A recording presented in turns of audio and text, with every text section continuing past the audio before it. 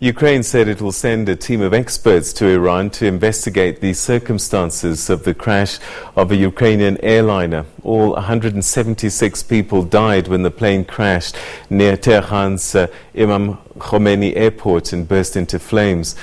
Ukraine's international airlines officials said that the Boeing 737-800 involved in the fatal crash was one of the best planes they had, and that its pilots were very experienced. The officials also said that there was no sign that anything was wrong before the plane took off, and that it had last been routinely serviced on January the 6th.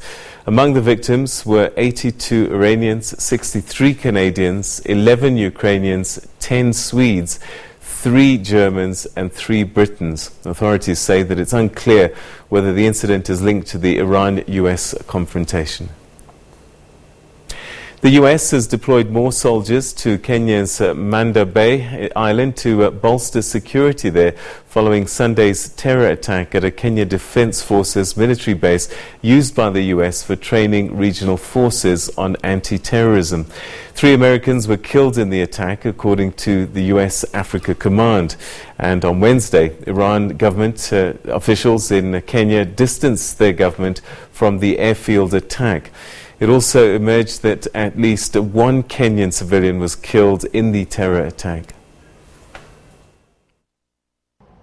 Security personnel and officials in Kenya have been on high alert since the December festivities season began, and that has continued well into the new year, especially as the country approaches January the 15th, the anniversary of the Dusit D2 attack in Nairobi, in which at least 21 people were killed. Now, that has also been heightened by the fact that there has been several attacks towards the beginning of the year here in the country. One at a military installation in the Lamu Island, and another in a bus still in that area. There was also an attack in which 4 people died in the area of Garissa on the border with Somalia.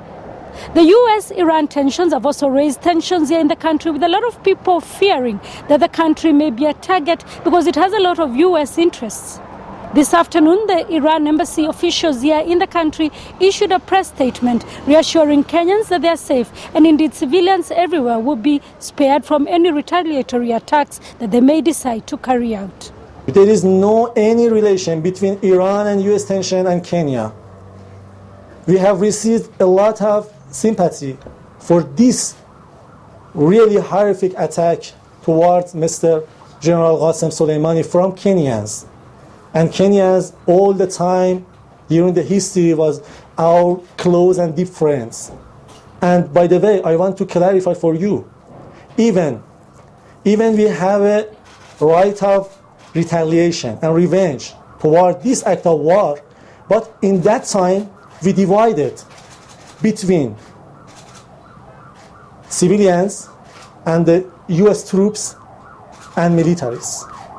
It means we send a message to all the Americans. We are not trying to kill civilians, because there is a big difference between Iranian government and US government. That's a big difference.